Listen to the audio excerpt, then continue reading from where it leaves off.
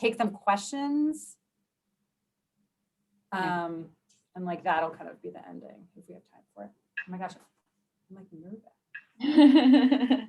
You guys are going to be great. Yeah, and Yuri only started recording it, but we haven't entered the live webinar, so. Yeah, I just want to make sure that the recording started well before the actual event. It's one less thing to worry about.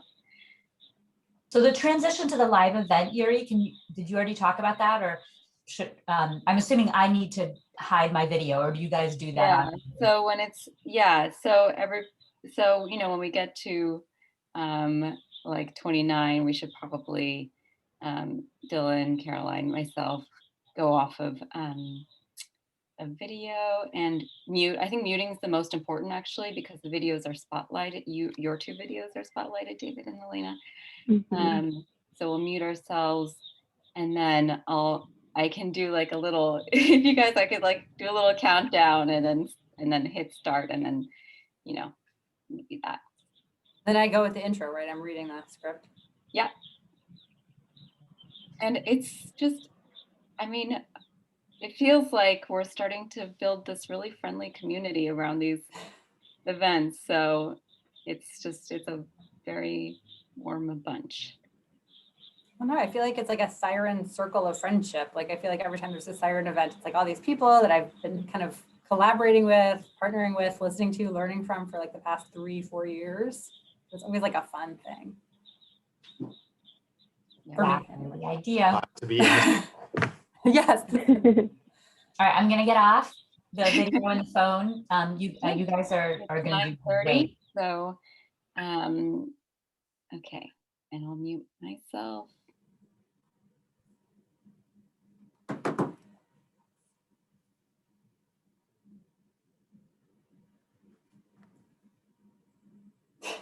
Hi, welcome to the Siren Coffee and Science. I'm Dr. Elena Byhoff, and I'm an assistant professor in the Department of Medicine at Tufts Medical Center and Tufts University School of Medicine. Today's conversation continues to explore the topic of awareness. As a reminder, this includes the many ways healthcare systems are incorporating activities to understand patients' social circumstances. One of which is asking patients at the point of care about things like financial security.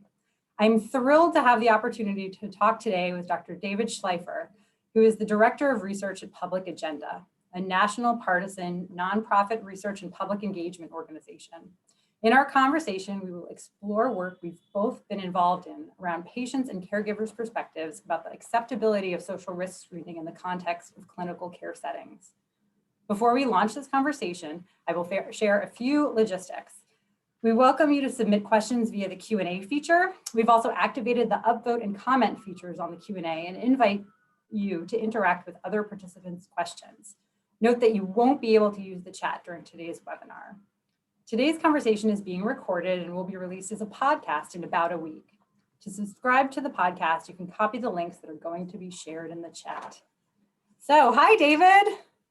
Hi, nice to be talking to you. Nice to be talking to you too. I'm really excited to kind of have this coffee and conversation with you, coffee and science conversation. So I forgot my mug, but I've got it and it's beautiful. And I'm sure it's filled with a hot beverage somewhere. So I just kind of wanted to introduce this conversation that David and I, the reason we're on this, I think, call together, sponsored by the Siren folks, is because we both did research projects in the same space, thinking about acceptability and perceptions about being asked social risk screening questions. And so I just want to toss it out to David first to kind of give us an overview and talk a little bit about the research that Public Agenda has done in this space. So David, you've got the floor. Sure. Yeah. So as Elena mentioned, so Public Agenda we're a nonprofit, nonpartisan organization, and all of our work is about giving people a greater voice in the systems and institutions that serve them. So, and we do that through qualitative research and through survey research as well, and also through public engagement. And with this specific project that we're going to talk about today, we were actually approached by the United Hospital Fund in New York. United Hospital Fund, they were actually doing this larger project where they were convening a learning community of pediatricians and social service providers that were trying to scale up social needs screenings for low-income parents of young children in New York City. And they realized, Hospital Fund realized that they needed to hear from parents about how receptive they were going to be to discussing social needs with pediatricians, and understand, well, okay, what are parents, how would parents want this to happen? What are parents' ideas for making this work? So Public Agenda we held 8 focus groups with low-income parents in New York City the summer of 2019, which feels like a long time ago. 6 groups in English, two in Spanish, really to sort of understand, okay, if you're to kind of engage, parents on this question of, okay, if your pediatrician started asking you about some of these social needs, how would you respond, and what would your advice be for pediatricians about how to do that well? And I know, we talked about this a little bit while we were preparing for today, but Elena, maybe you can talk about what the research you did, because I think we looked at different populations, and so we're great to hear. Maybe you can tell folks about your work and how they fit together. Yeah, that's right. As I read the Public Agenda, I guess report or brief, I'm sure you'll mention it where people can go and find it later, but I read it with great enthusiasm and marked it up, read all over, because it was so similar, yet like importantly different from some of the work I was lucky enough to work on. So I myself am a primary care doctor. Along with my research hat, I see patients, and I'm well aware of the outsized effect that social needs have on the ability of my patients to live healthy lifestyles and achieve everything that they want to achieve. And so I'm really interested in the interplay with how social services and social risk relates to the healthcare I provide as a physician. So I got to work with some of the folks at the Siren Group. Laura Gottlieb, who I'm sure is on this call, spearheaded this great multi-site study looking at acceptability from a patient perspective. So we're physicians asking patients about how they feel about being screened for social risks. And Amelia DeMarcus, who I hope is also on this call, she's a new mom, took the kind of quantitative lead. There was a big survey. Nearly 1,000 patients were recruited from 10 different sites across the country, where they were screened for social risks in various care settings, in the ER, in family practice sites, in pediatric practice sites, and internal medicine practice sites. And then after they were screened, they were given a survey about the screening questions that they had just answered. And then 10 representatives from each site, so 100 individuals, and we refer to them as patients because they were patients at these various care settings, were then asked in a semi-structured kind of open-ended qualitative interview, how did that go for you? How did it feel? What's your feedback? Did it seem okay? Did it feel okay? How would you recommend changes? And so thinking about from the frame of asking, you just experienced this social risk screen. How did it feel? What do you think? How can we make it better? Or was it, good already? Compared to your methodology, where you really said, if a pediatrician were to ask you. So I just wanted to kind of talk a little bit now that we've, set up the way the studies were run and how they might be different. One from a patient frame, one from just a kind of a community member frame, and the other from a hypothetical frame, if you were to be asked these questions versus our kind of more concrete, you just answered these questions.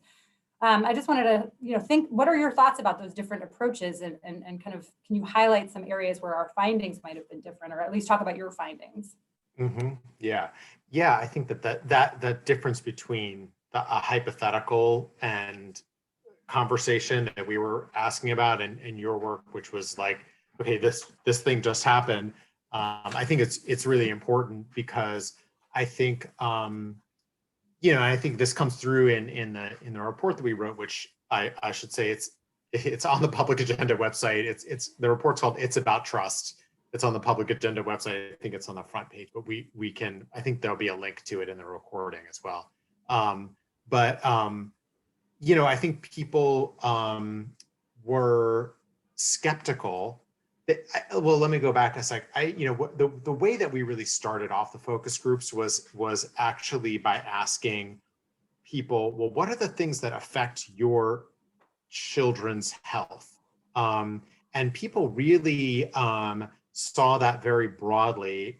They talked about nutrition, education, the safety of their neighborhood, environmental issues in their neighborhood, how well they get along with their spouse or partner, a really broad range of issues. And then we said, okay, well, you think about those issues, like where would you go for help with them? And pediatricians did not come up as a place that people would immediately think to go for help with, like, I'm having trouble paying my rent, or I'm worried about affording my electric bill or something. So pediatricians weren't where people were thinking that they could get help. And then we sort of introduced the idea, we basically said, okay, pediatricians are starting to engage with parents on these questions. So, what do you think that would be like for you? And I think for people, it was kind of like, there were a few people in the focus groups who said, yeah, my doctor has talked to me about some of that stuff. So, it wasn't that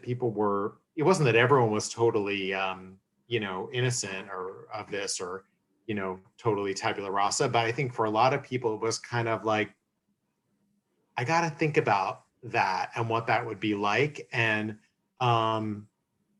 I think they had concerns, which we can talk about more, but I think, like, well, what are they going to do with this information? Where's this information going to go? Are they really going to be able to actually offer me help? Like, that was a big thing that came up. And, because people felt like, well, I'm going to disclose this sensitive thing, and then what? Are they going to be able to help me? And then I think one of the big things that we also, we've talked about is that people were concerned that if they were honest and said, like, yeah, I do need help with my rent, or I'm having, my spouse has a substance use issue, they're worried that would cause the pediatrician to call child welfare on that. And that was a big concern. So I think, like, all of these things were kind of like, it's like anything that you haven't experienced yet you're liable to be more worried about what it's going to be like than if you actually go through it and it's like, maybe it's not so bad, or maybe you do actually get that help and have a great outcome, and you do get the help you need. And I think, the people in our research hadn't had the chance yet, at least, to experience that. Yeah, I think you bring up two really interesting points. And so one is like, well, if a doctor asks you, like, how might that go? How might that be perceived? How might that affect the way I'm cared for or perceived as a parent or a patient? Whereas in our study, because it had just happened, and like there were no kind of real concrete consequences of, all of a sudden everything has changed and colored the entire visit. I think we saw high rates of acceptability. Is it acceptable? Do you strongly agree, don't agree with the fact that it's acceptable to ask these questions? And the vast majority across all sites essentially felt that it was pretty acceptable to be asked these questions, having just answered them. Mm-hmm. And what's even really interesting, I thought, in the qualitative work, right, when we ask patients to kind of dive into that, why is it acceptable? How is it acceptable? So many folks talked about it as like a lived experience, right? So I think that ties into what you were talking about when you talk about what parents said about what you need to have healthy children, right? You need education, you need community, you need safety, you need food, you need housing, all those things. And we were able to kind of tap into the lived experience of, well, I'm glad you're asking me about food insecurity, because actually it is hard for me to make ends meet every month. Or thank you for asking about housing. Mm-hmm. Housing is the most expensive part of my monthly budget and I can't afford it. And so that ability to make the connection where you're asking about things that are relevant and important in the moment, and not in just some abstract way that could be misperceived as intrusive, I thought maybe contributed a little bit more to our findings that it's actually an okay question to be asked. But I also wanted to talk a little bit more about the adult peds difference. So in our study, we definitely included parents, right, pediatric caregivers, but we included adults as well. And so we had a wide variety of patient voices heard. But you mostly focused on parents of children, and the number one concern thinking about, child services. And so I was wondering if you had any more thoughts in terms of like why there might be some more concerns or some hesitancy on the part of the parents in your study. Yeah, right. So, right, as you said, these were all parents of young children, so 5 and under. and they were all low-income parents. So I think that there were these, as I said, there are concerns about child welfare investigations being triggered by, if people were, people sort of wanted help, but they were worried that it could come back and bite them, as one of the focus group participants said. And I think I just think that with children in the mix, like there really is something at stake for people. And a lot of these people, participants in the group said, they had seen child welfare investigate friends, family, people in their buildings and whatever.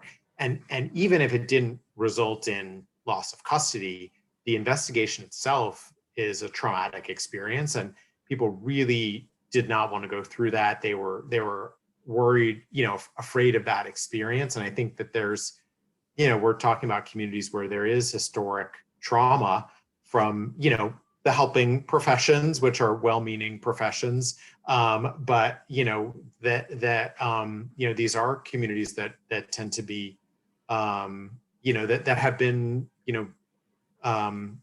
experienced systemic racism and classism, and social service systems are part of that, and I think it doesn't by any means have to be that way. But I think that was one of the big concerns, was like, this is my family that we're talking about.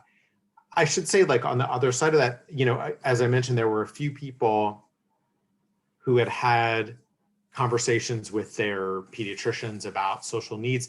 There were also a few people who had really great relationships with social workers, and they talked about how wonderful those relationships with social workers are. And so again, it's like, I think there's the great possibility for this to really work for people, but I do think, like, there's kind of a learning curve, let's say, for people, and maybe an initial sense of like, oh, something bad gonna come out of this. I think that was really something that we and I wonder, like, if it's. I mean, I think one of the things that you said about the adult population is that people maybe felt like this is something that could benefit, that they saw benefits potentially to them directly. Yeah, no, I think there's two important points that you bring up, and I want to make sure we get to both of them. And I think one of the big ones, and I want to make sure I address it head on, even though I think maybe we'll talk about it in a moment, is the idea of trust, right? The idea of, can you trust your provider? What is happening with this information? What is being done with this information? And can I trust my provider to use it in my best interest, as opposed to report me to child services or report me to social services or whatever? And so I think, I just want to put a pin in that for a moment, because I think that's a really big open question.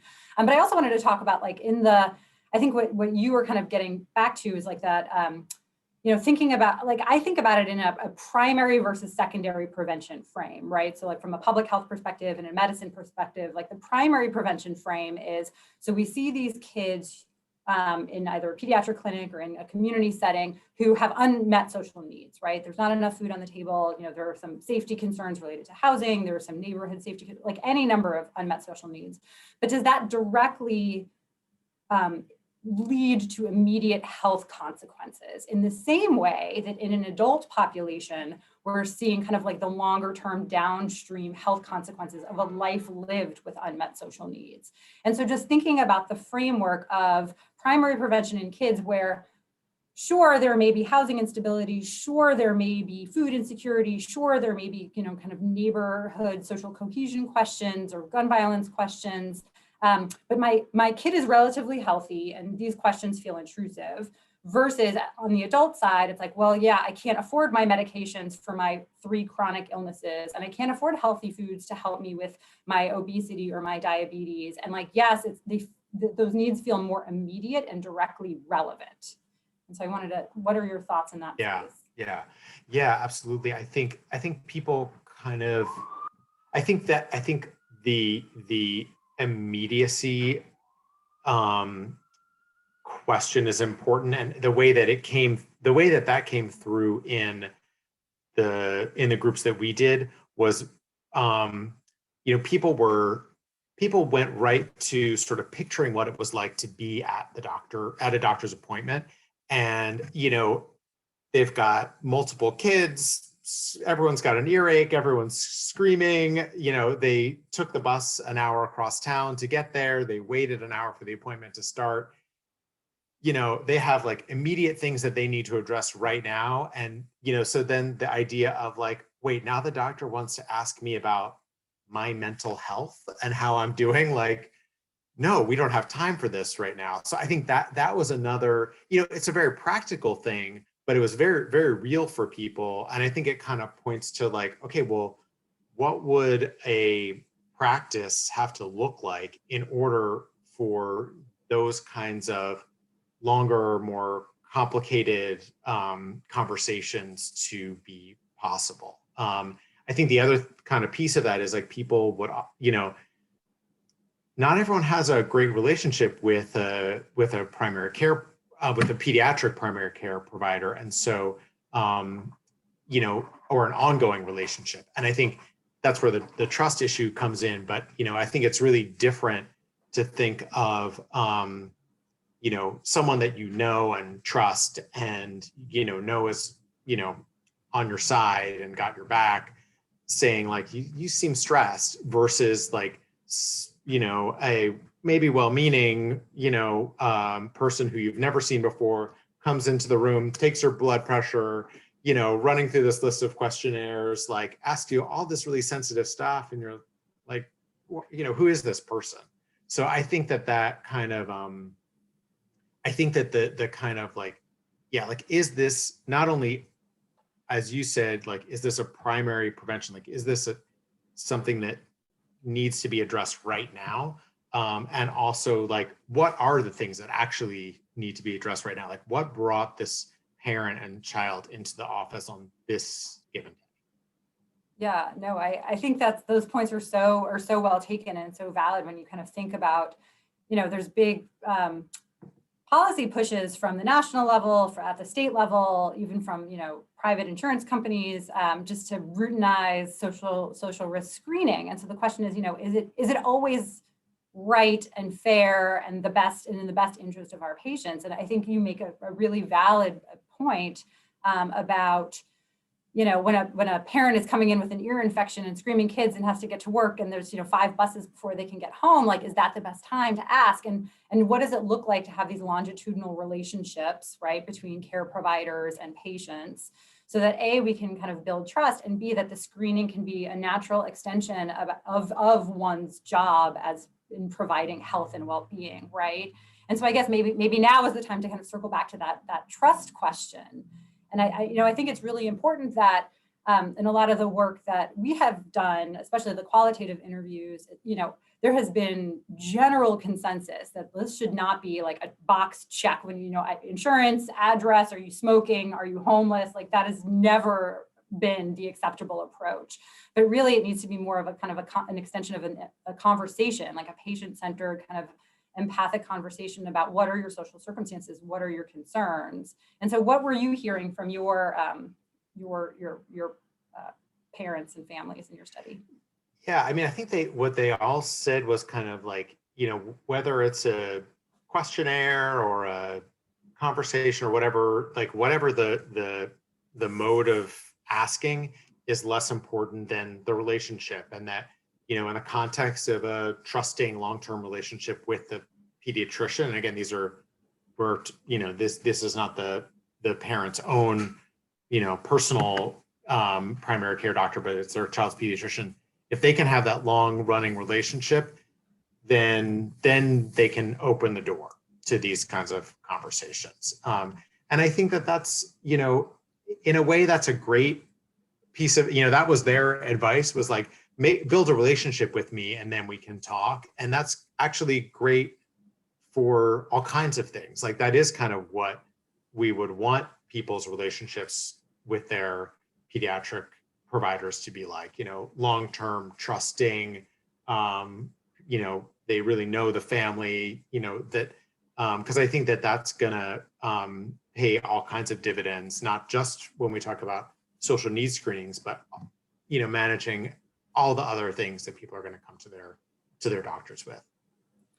Yeah, I totally agree. And I think it's getting harder and harder in the way that the healthcare system is, existing or implemented now, where there's so much fractured care, there's so much acute care, urgent care, same day, where you're not seeing that your doctor, right? And so, if you don't have your doctor, right, can you just tell somebody who's, checking you out for your, your infection, your cough, your runny nose, real challenging life circumstances that are getting in the way of you being healthy, or you affording medicines, or you kind of getting a job, or any of those kinds of concerns. And so, I think these are important kind of considerations when we talk about the patient perspective, or the family perspective, or the community perspective of answering these social screening questions in the context of a healthcare visit. What is that healthcare visit? What is the purpose of that healthcare visit?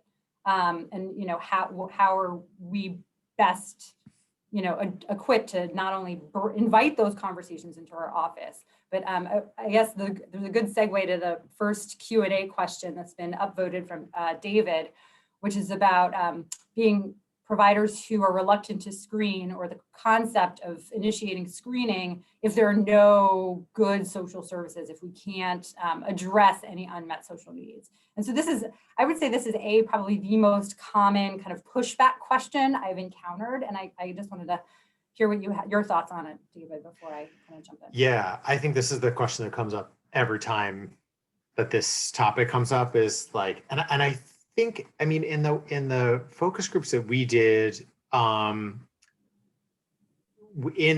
the parents, there was tension on this question, like whether people would want to just talk it out versus whether people say like, no, there has to be help on the other side. And I feel like in the groups that I did, I feel like it tended to be like, no, there has to be some kind of help there, but focus groups are not one, you know what I mean? It was just these, that's the nature of focus groups. It was just these people. I think, I feel like there's room for variation on this. And I think, it may just be, and maybe not a satisfying answer, but I think that, patients just have different, there may be some patients who really do just want to talk it out, and that does make them feel better. There may be patients who feel like there's a double loss. That's what we called it in the research of, you say you need help and then you don't get it. So then you've kind of lost twice. So I feel like my sense is like there should, I guess overall my sense is like, okay, there should be some kind of help, right? But I wouldn't want that to be an excuse for not trying to engage in these conversations. And maybe maybe the next webinar or whatever is sort of like, okay, so like, how do you integrate social service, referrals into a practice so that can actually, so there is help on the other end? Yeah, I have many big thoughts on this question. And I hear everything that you're saying. And I remember reading about in your public agendas, that report about how there was like that high expectation. Well, if you're asking, you should have something to offer. And I think it's an interesting question on a number of levels. Level number one, it's the conflation of the idea of like medical screening versus this kind of social screen, right? So we do medical screening so we can identify something early enough to intervene on it to prevent a bad outcome.